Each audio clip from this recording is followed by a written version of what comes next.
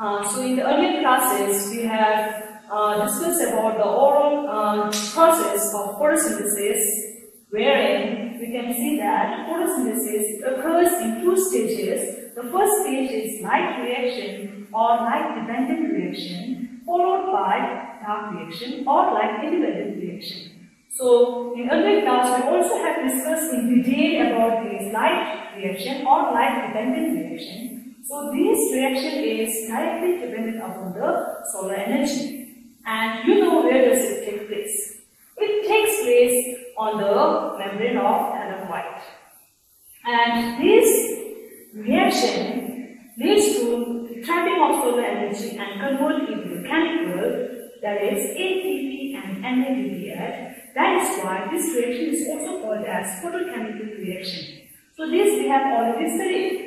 Wherein you can see the water is absorbed from the soil, trapping the solar energy, and the final products are ATP, NADPH, and oxygen. And this oxygen is utilized for the respiration purpose of the cell, and when it is released out into the atmosphere, all the organisms use it for respiration.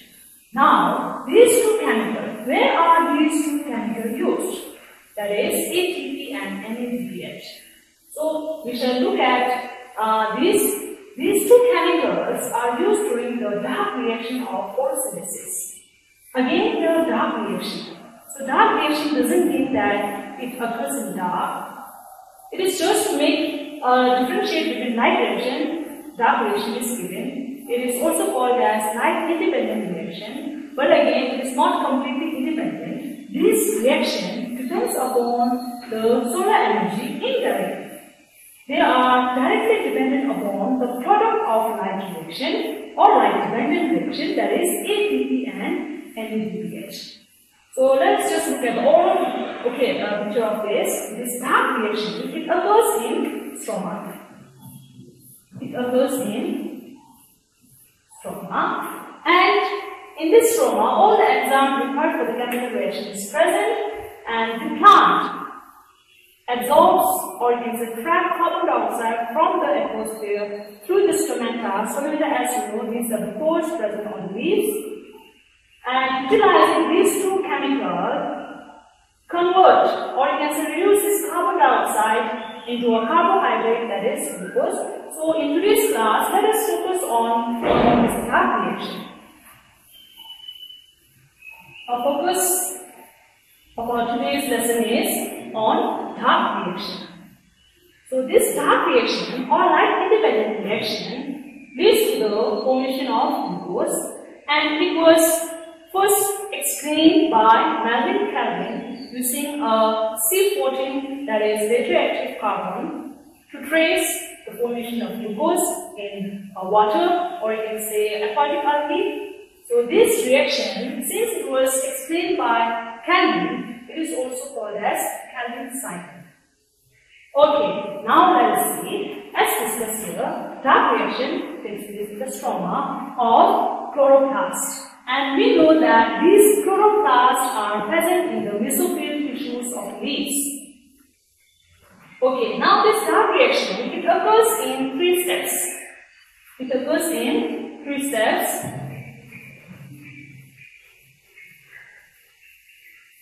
Let us see one by one. First one, we know that, let us just show the leaf.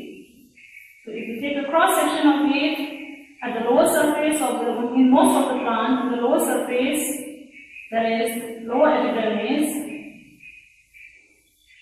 there are pores which is guarded by guard cell, and these pores are called as stomata, and this stomata is very important for the exchange of gas, especially that is intake of carbon dioxide. And inside this, there are various mesophyll cells which we have already discussed. And these mesophyll cells, we have 2 types, palisade and spongy parenchyma. And all these mesophyll cells contain a green pigment containing organelle called as chloroplast. And inside the chloroplast, you can take one chloroplast out. And there is a thalloid membrane where the migration took place. Okay, so it is in the stroma. It is in the stroma where the migration takes place. So, stroma of a chloroplast of a mesophyll cell. So, this migration in mesophyll cell takes place through three steps. The first one is carboxylation. So, steps in Kennedy cycle. So, the first one is carboxylation. So, carboxylation is nothing but it is the fixation of carbon dioxide on the atmosphere. So, the plant must accept carbon dioxide. Now, who will accept? Of course, the green plants, green part of plant, and the specific side is in the leaf, and in the leaf that is the chloroplast in the mesophyll. Okay, so carboxylation, that is fixation of carbon dioxide. So carbon dioxide is available in the atmosphere and it gets into the plant through the stomata. Now there should be an acceptor. So the primary acceptor of carbon dioxide is RuBB. That is ribulose bisphosphate. So this is the primary acceptor of ribulose bisphosphate. Is the primary acceptor of carbon dioxide, and ribulose bisphosphate is an organic compound containing 5 carbon. It contains 5 carbon. And 2-phosphate. So ribulose bisphosphate, and the fixation is catalyzed by an enzyme Rubisco.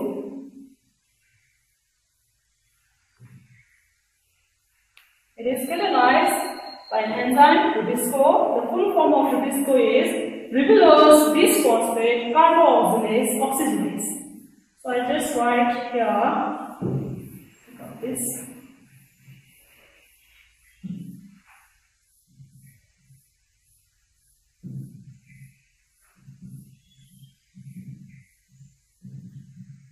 Ribulose bisphosphate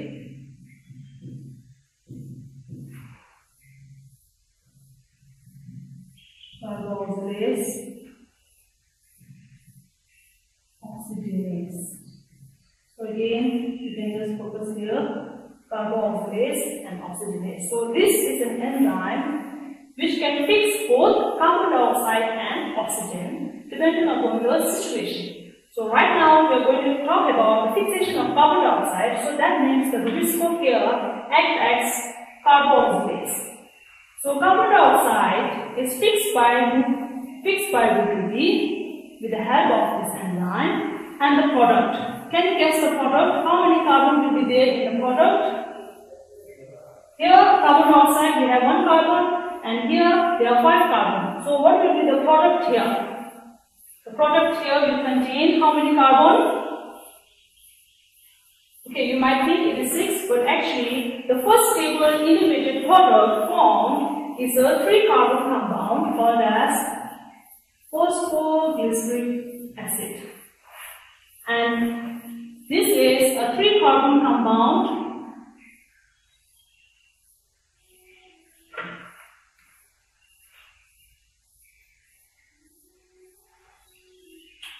phosphoglyceric acid or phosphoglycerate. So here we have 1 carbon, there are 5 carbons, so 1 plus 5, 6.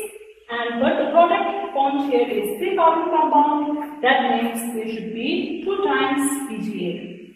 So this is the very first step of Calvin cycle where the carbon dioxide is fixed and the first stable product formed is PGA, phosphoglyceric acid.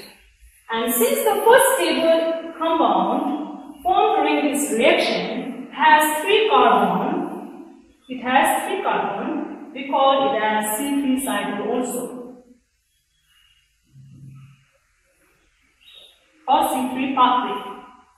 Okay, so this is one thing. Now next is, once we get PGA, second step is reduction.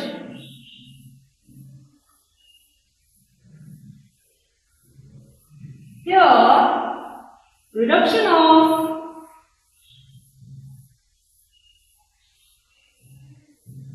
PGA to G3P, bisaldehyde 3-phosphate, takes place.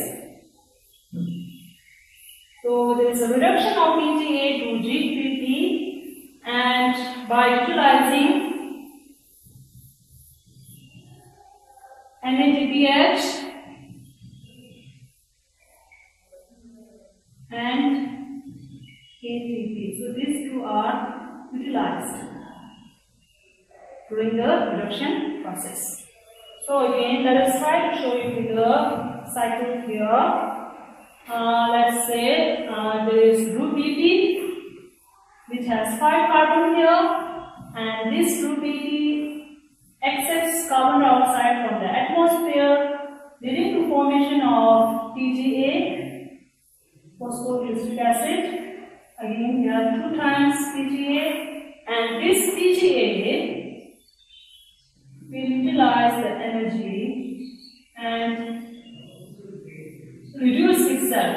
So what we get is NADPH. The proton or the hydrogen from NADPH is utilized. So we get NADP, and then we also utilize ATP to form another type of sugar, which again has a 3-carbon compound, and this is a glyceride form. So glyceraldehyde 3-phosphate.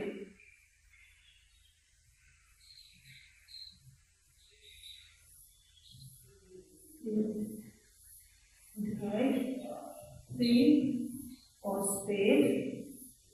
is formed. So the very first step we call it as carboxylation,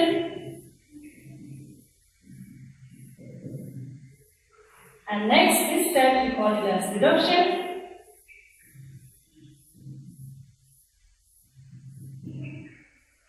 and then bisaldehyde 3-phosphate again is a 3-carbon compound.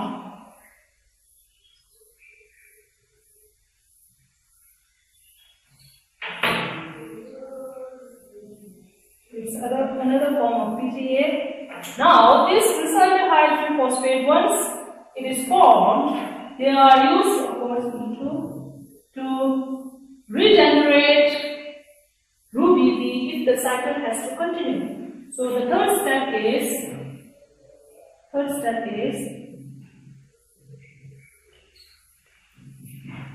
regeneration of group BP, that is the acceptor of carbon dioxide. So here these are the 3 steps. First step is carboxylation or carbon dioxide fixation. Second one is reduction, that is reduction of PGA to G3P.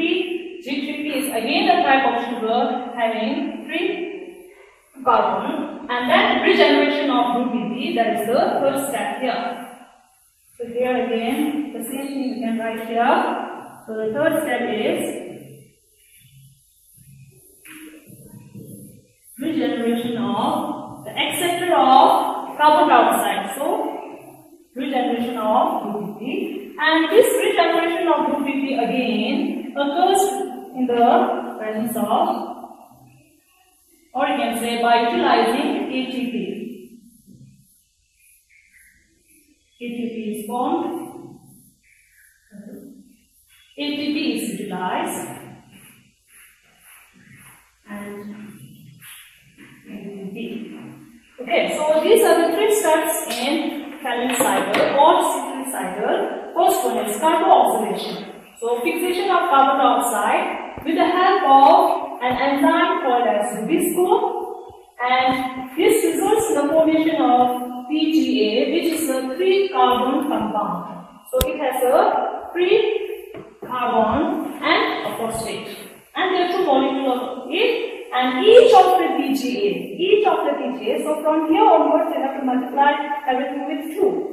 Each of the PGA undergo reduction to form bisaldehyde 3-phosphate, and this bisaldehyde 3-phosphate formation is of course with the utilization of energy. So ATP is utilized here, NADPH is also utilized here, and this bisaldehyde 3-phosphate must again undergo change to form the acceptor of carbon dioxide, so that the cycle can continue and plant can continue to trap carbon dioxide to synthesize glucose. Okay, now here again let us just count the number of carbon. RuBP has 5 carbon, and here carbon dioxide 1 molecule, so only 1 carbon, and PGA is a 3-carbon compound. It's a 3-carbon compound. 3-carbon compound, and here again it is a 3-carbon compound, and back to here RuBP it is a 5-carbon compound. So how is it possible to get 5-carbon compound back from here, and at the same time this G3P, okay, this will also lead to the formation of glucose, which has 6 carbon. So this is one of the main product or the result of photosynthesis. Okay, so how is it possible, you may ask? In order to synthesize glucose, it must the Calvin cycle must occur 6 times. So, and they usually occur simultaneously. So when there are 6 Calvin cycle occurring, there are 6 acceptor of carbon dioxide, that is 6 RuBP, fixing 6 molecules of carbon dioxide, resulting in the formation of, so 1 carbon dioxide fixation by RuBP, we know that there are 2 PGA, so 2 into 6, it will be 12 PGA, and this 12 PGA undergoes reduction by utilizing NADPH and ATP, resulting in the formation of, initially it was 12 G3P, that is bisaldehyde 3-phosphate. Now 6 cycles are here, so it becomes 6 2 so 12.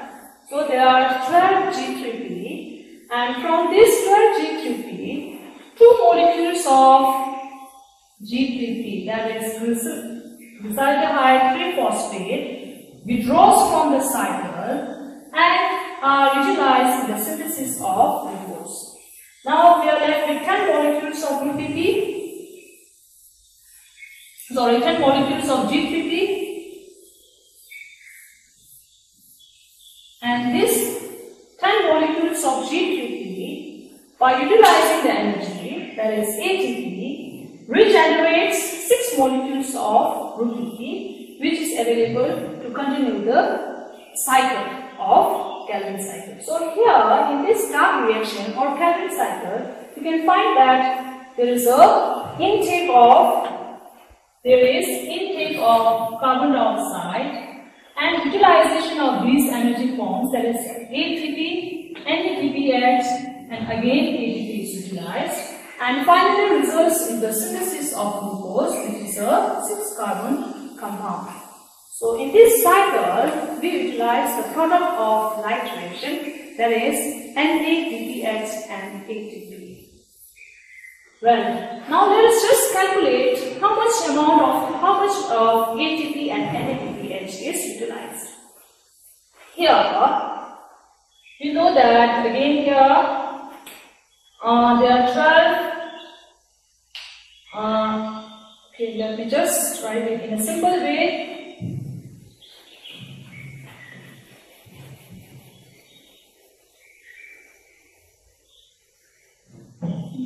To fix 1 carbon dioxide, we need when one carbon dioxide is fixed, we get 2 PGA, and both the PGA undergo reduction, and in the process NADPH and ATP is utilized. So 2 molecule of NADPH and 2 molecule of ATP here. So 2 NADPH for reduction. During the reduction process, 2 NADPH and 2 ATP are utilized here. And then again come here. So G3P is used to regenerate group BP. So one group BP requires 1 ATP. So 1 ATP is utilized during the regeneration. So all in all, you can say to fix one carbon dioxide, you need 3 molecules of ATP and 2 molecules of NADPH. Okay, so this is for fixation of one carbon. And for the synthesis of glucose containing 6 carbon, so you can calculate like 6 into 3 ATP, that is 18 ATP, and 6 into 2 NADPH becomes 12 NADPH. So this is the amount of energy or the product of light regeneration utilized in the dark reaction in the synthesis of glucose. So for the photosynthesis to occur, light reaction and dark reaction must occur. Now this dark reaction usually occurs in the plant like beans, okay, and it usually occurs in the plant growing in a high temperature. And also this dark reaction is catalyzed by, okay, especially the trapping or the fixation of carbon dioxide is catalyzed by enzyme called as Rubisco. This enzyme Rubisco is very crucial in the fixation of carbon dioxide, and as already discussed, this Rubisco, it has both the function, that is to fix carbon dioxide as well as oxygen. So Rubisco may either act as carboxylase or act as oxygenase. But luckily, if the percentage of oxygen and carbon dioxide, density of oxygen and carbon dioxide near the leaf, when it is almost similar, they prefer to act as carboxylase rather than oxygenase, thereby leading to synthesis of glucose. Now what will happen if the Rubisco choose to act as carboxylase? So if the Rubisco, instead of fixing carbon dioxide, and if it fixes oxygen, then it will lead to another process called as photorespiration, which many of the plants suffers. And photorespiration is a process which we consider it as a wasteful process, because it leads to the loss of carbon dioxide, loss of energy, that is ATP and NADPH, and there is no synthesis of glucose. So the disadvantage of such a plant undergoing C3 cycle is that they may suffer from a process of photorespiration. So next topic is, I'll just briefly explain about photorespiration.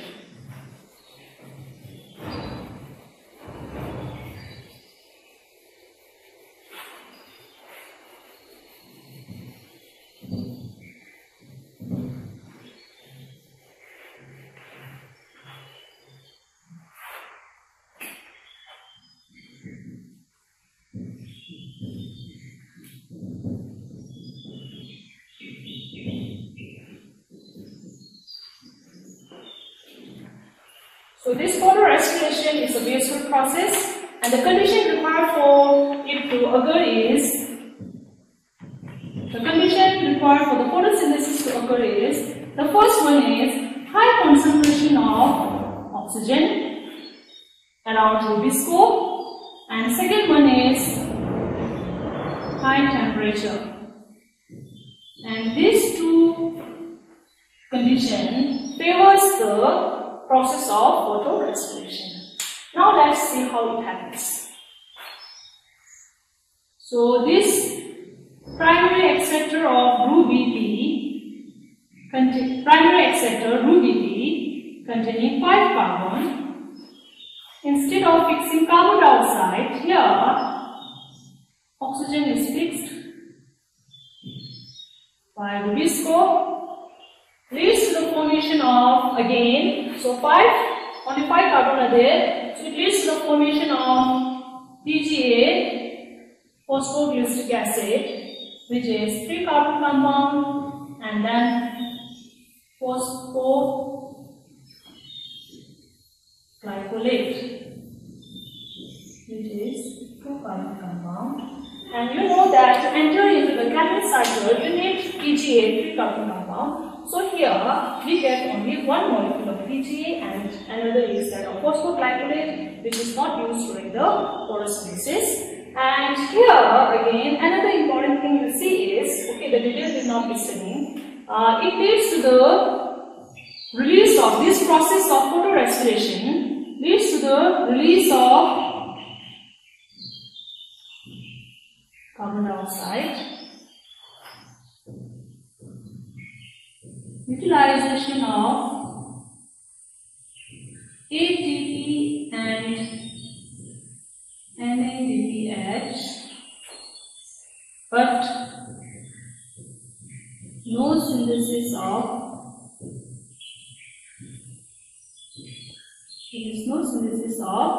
glucose. So here, if you look at these points, release of carbon dioxide, utilization of ATP occurs in respiration. So this process is occurring here in the plant in the presence of solar energy. We call it as photorespiration. Okay, so this is called as photorespiration. So this release of carbon dioxide and utilization of ATP and NADPH, but no synthesis of glucose. Okay, so this process taking place in plant in the presence of sunlight, we call it as photorespiration, and here the photorespiration is considered a wasteful product or process, sorry.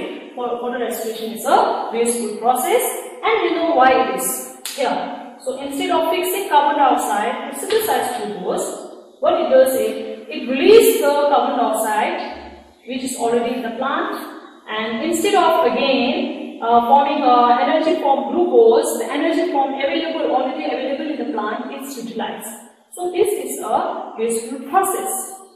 Now the plant must find an alternative way by which they can avoid this photorespiration. To avoid this photorespiration, plant have again various different plants like bamboo and maize plant and others. Okay, so what they do is they have undergone adaptation, wherein there is a physiological adaptation as well as morphological adaptation, so that they can avoid photorespiration. And such an adaptation is found in a group of plants. We call it as C4 plant. So my next topic is C4 pathway. Okay, my next topic is C4 pathway or Haffen's-like pathway. So the plant usually which grows in tropical area, this suffers from a wasteful process called as photorespiration. So as to avoid that photorespiration process, the plant have undergone chain, or you can say adaptation, wherein they minimize the process of photosynthesis. And one such adaptation you can find is a particular structure inside the leaf. And if you take a cross section of a leaf, you get a structure we call it as Kranz anatomy, and this Kranz anatomy are found in the group of plants which undergoes C4 pathway. So this looks like here. So in Kranz anatomy you have of course the leaf. If you take a cross section, you find the outer upper epidermis, lower epidermis, and then stomata, and in the middle of this we have mesophyll tissues. And these mesophyll tissues, as we have discussed, they contain chloroplasts where the photosynthesis takes place. And in earlier topic, we talked about C3 pathway, and C3 pathway occurs in the chloroplasts present in mesophyll tissues and mesophyll cells. Now, in this Kranz anatomy, we have a special group of cells which surrounds this large, bigger sized cells called as bundle sheath cell, and this surrounds the xylem and phloem, that is vascular bundle. So this bundle sheath surrounds the vascular bundle, and this bundle sheath also contains chloroplast. So there are two sites where you can find the presence of chloroplast, mesophyll and bundle sheath. And because of the presence of such an anatomy, it gives advantage to the plant, where the plant suffers from photorespiration. So another one is again in higher temperature, since there is a presence of bundle sheath here, the photosynthesis process occurring here, it will be protected from high light intensity, and also the presence of various enzymes also helps in reducing the effect of photorespiration. So let us look at the pathway. Now usually what happens is this carbon dioxide is fixed during the dark reaction or biosynthetic pathway, and the acceptor is RuBP, and it is catalyzed by Rubisco. Here, and this usually happens in mesophyll cells in C3 plants. So here, if you look at C3 plants, the primary acceptor of the carbon dioxide is present in mesophyll cells. But here, in the case of C4 pathway, the primary acceptor of carbon dioxide is not RuBP. Okay, now let us look at the enlarged portion of this. Okay, now cross anatomy here, and try to understand the pathway first. So, the atmospheric carbon dioxide entering into the mesophyll cells first. And in the mesophyll cells, of course, there is water present. So, carbon dioxide reacts with water to form bicarbonate, and this bicarbonate, okay, it is a source of carbon here, are accepted by primary acceptor here. So in C4 pathway, the primary acceptor of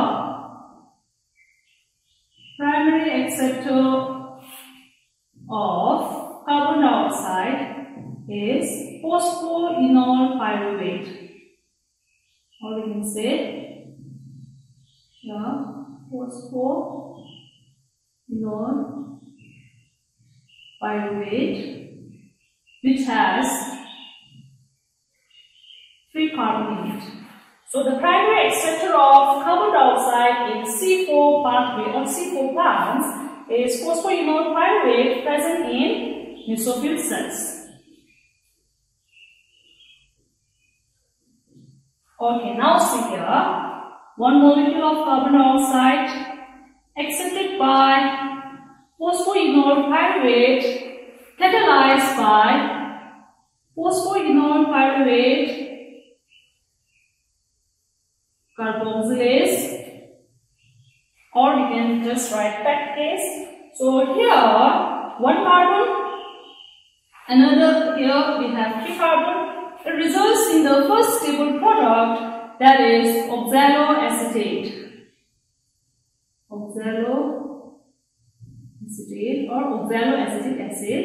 So just write oxaloacetic acid.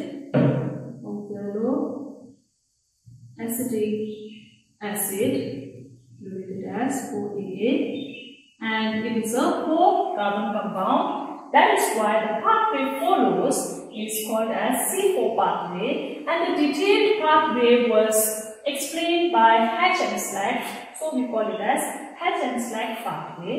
And the plant which follows this C4 pathway are categorized under C4 plant. Again here, you have to know that even though it is a C4 pathway, Calvin cycle is the main biosynthetic reaction taking place for the synthesis of glucose. Okay, now coming back to this. So in the C4 pathway, the primary acceptor of carbon dioxide, which is trapped from the atmosphere, is phosphoenol pyruvate. Okay, and it is catalyzed by phosphoenol pyruvate carboxylase. Okay, so in this mesophyll tissue, group BB is absent, unlike that of C3 plant, whereas mesophyll contains rubisco, but in the case of mesophyll in C4 plant, rubisco is absent. So instead there is a packed case, and the acceptor, primary acceptor is phosphoenol pyruvate. And this results in the formation, or we can say this results in the fixation of this carbon and formation of this oxaloacetic acid, which is 4-carbon compound. Okay, this OAA, so carbon dioxide in the form of bicarbonate accepted by TAP forming OAA, and this OAA converts itself into malic acid. Malic acid is again a 4-carbon compound. Malic acid is again a 4-carbon compound, or this OAA may also convert into aspartic acid, which again is a 4-carbon compound. So it can be converted to malic acid or aspartic acid. So whatever it is, the 4-carbon compound formed in mesophyll cell are transported into the bundle sheath, that is the inner, towards the inner side of the leaf, towards the inner side of the leaf. So these are mesophills, these are also mesophills. So the first carbon dioxide is trapped in the mesophyll cells. Now this C3 acid reaches the bundle sheath cell through a passage called as plasmodesmata in cell, and this not C3, it should be C4 acid. So this is C4 acid. So this C4 acid undergo a process of decarboxylation, wherein you get C3 acid and then a looser molecule of carbon dioxide. Now this carboxylation leads to the release of carbon dioxide here, and this carbon dioxide present in the bundle sheath enters into Calvin cycle or C3 pathway, which finally results in the production of glucose. So it is in the bundle sheath where C3 cycle takes place. That means it is in the bundle sheath where rubisco is present and group BB is present, and glucose synthesis also takes place here in the bundle sheath. Now what about this C3 acid? C3 acid is transported back into mesophyll cell, and this C3 acid is regenerated into PEP, that is phosphoenol pyruvate, so that again it can accept a carbon dioxide and continue this cycle. So in this pathway you find that there is Calvin cycle. In addition to this, there are some more steps which enable the plant to undergo photosynthesis in a more efficient way, and it is all possible because of the plant's anatomy. Okay, so in earlier class we learned that plant may suffer from photorespiration, so that is the loss of carbon dioxide, and again there is no synthesis of glucose, but here you can see that the loss of carbon dioxide is reduced. How? Earlier, rubisco acts as oxygenase. Instead of fixing carbon dioxide, it fixes oxygen. But here, since the rubisco is present in the bundle sheath, the plant makes sure that there are more of carbon dioxide, so that this rubisco can act as carboxylase. Okay, so this is the pathway through which you can find that maximum amount of carbon dioxide is placed here, so that rubisco acts as carboxylase and carry out the Calvin cycle in the synthesis of glucose. Here the production of the glucose will be higher as compared to the C3 plants. Okay, so here again let us look at here. So this is the pathway, and you can see that in this pathway there are two acceptors of carbon dioxide. First is the primary acceptor of carbon dioxide. The primary carbon dioxide acceptor present in the mesophyll cell here is present in the mesophyll cell here. Now second acceptor of carbon dioxide results from the decarboxylation of C4 acid. Another one is carbon dioxide acceptor in bundle sheath is root BB.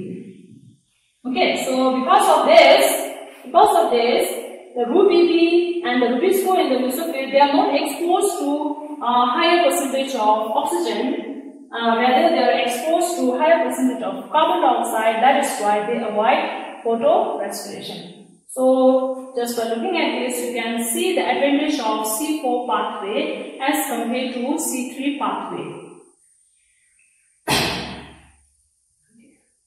Today, so we have been talking about the process of photosynthesis, and as discussed, photosynthesis is a multiple step reaction, and here is the summary of this photosynthesis, which involved light phase or light reaction phase and dark reaction phase, and this equation summarizes the process of photosynthesis. Here you can see this reaction here. Carbon dioxide and water in the presence of solar energy trapped by these pigments releases or synthesize a glucose, which is sugar, and then release oxygen as a byproduct. Now, if you look at this equation, you can find various factors involved in this. So the first one you can see is carbon dioxide, next water, and then light and chlorophyll. So you can see in this equation itself, you can find 4 different factors involved in photosynthesis. Okay, so these factors will affect the rate of photosynthesis. When more than one factors are involved in any biochemical reaction, then black law of limiting factor by Blackman comes into effect. So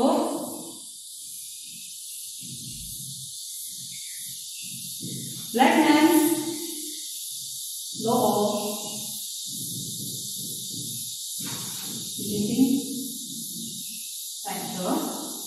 So this states that in any biochemical reaction, when there are more than one factor, in any biochemical reaction, when there are more than one factor like this, okay, and the factor which is at its minimum level or minimum amount or minimum concentration will directly affect the rate of chemical reaction. So here the chemical reaction is photosynthesis. So according to this, when more than one factors acts on a particular type of reaction, the factor which is at its minimum value will affect the reaction. So here it is photosynthesis.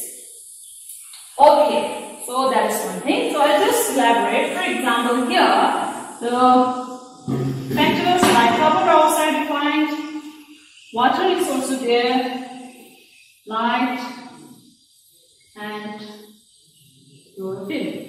So these are the factors you can take out from this reaction. So let us suppose the amount of carbon dioxide and water and chlorophyll, of course, let us say these are at the optimum level, and light, let us say, is very less. So here in this factor, we can find that the amount of light is at its minimum value. So this minimum value will affect the rate of photosynthesis. So if you increase the light here, then the rate of photosynthesis will increase. So maybe you can increase to 4, 5 and so on. Okay, again here, if you keep increasing up to a limit, the rate of photosynthesis will increase. Okay, got it. Now law of limiting factor. So when there are more than one factors affecting the rate of photosynthesis here, the one which is at the minimum value or the concentration will decide. It will decide the rate of photosynthesis. So the example given here is light. Likewise, otherwise we can give another example, like for example light is here and the water value is very less, let us say 2. Again here the limiting factor is water. So if you increase the water concentration, if you pour water to the plant, then the rate of photosynthesis will increase. So that is Blackman's law of limiting factor. Well, now these are some of the factors we find, and there are many more factors which affect the rate of photosynthesis. So we'll be talking in detail about the factors affecting rate of photosynthesis, and these factors are categorized into internal factor and external factor. Let's see.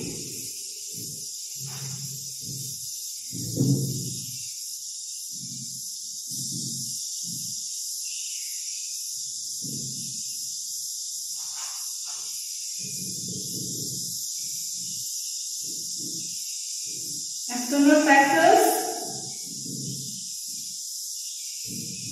and internal factors. So let us take some of the external factors from here, this equation. So the first one we find is carbon dioxide concentration. Second one is water. And third one we can find is light. And there is one more. Temperature. So these are the four main external factors which affects the photosynthesis rate. Now talking about the internal factor here, you can just look here. One we can find is chlorophyll content and other factors as you can see here. You know that the exchange of gas, carbon dioxide entering into the leaf through a pore called as stomata. So that is distribution and number of stomata.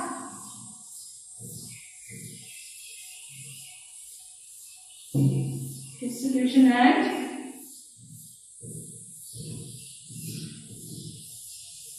number of stomata. And then you can say number of leaves, age of the plant or leaves, and so on. Okay, so these are the various factors affecting the rate of photosynthesis. So let us talk about the external factor first in detail. Okay, so the first one is carbon dioxide concentration. So we know that carbon dioxide is one of the main raw materials during the photosynthesis, and the amount of carbon dioxide present in the atmosphere is only 0.03%, which is very less. Now, if you increase the concentration of carbon dioxide slightly, it will increase the rate of photosynthesis. But too much increase of carbon dioxide will lead to toxicity. Again, it will bring down or slow down the rate of photosynthesis. So, slight increase in carbon dioxide concentration increases the photosynthesis rate. But too much increase in carbon dioxide lead to toxicity, and then it will lead to slow down of photosynthesis rate. So, even though carbon dioxide is important, but it should not be too much, because it will lead to toxicity and then it will slow down or it will reduce the rate of photosynthesis. Next, water. So we know that water is one of the important components during the, especially during the light reaction and also in dark. So this water is a source of electron during the electron transport chain during the light reaction. And then again, this water, which is present in all the cells, act as a medium for the enzymatic action. So in the absence of water, of course, no reaction can take place, and this water amount, it becomes very important. And if the water available for the plant is very less, the plant leaf may wilt and the stomata closes, and when the stomata closes, the exchange of gas will not be there, and thus the rate of photosynthesis will be less. So again here, increase in the water, we need to increase in the rate of photosynthesis, again of course up to a limit. Next is light.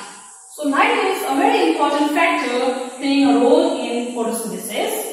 And when we talk about light, we talk about light in terms of its quality and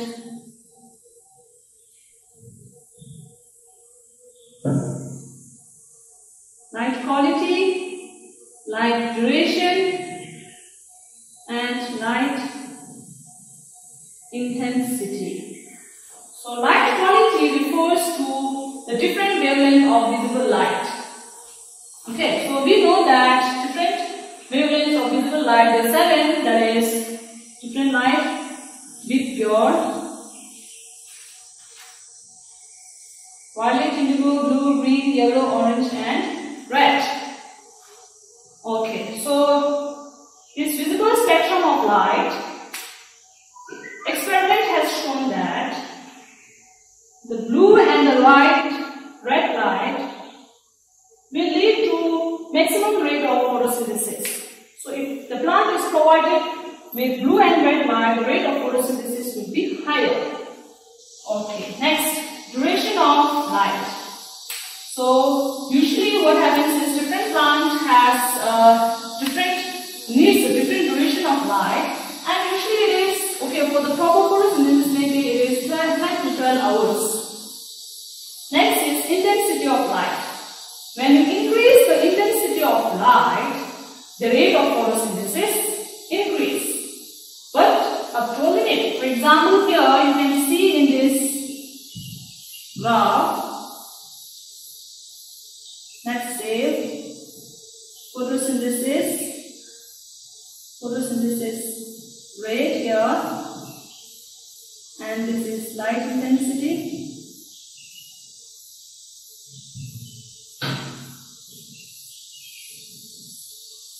Okay, so as you increase the light intensity, the rate of photosynthesis increase, but up to a limit.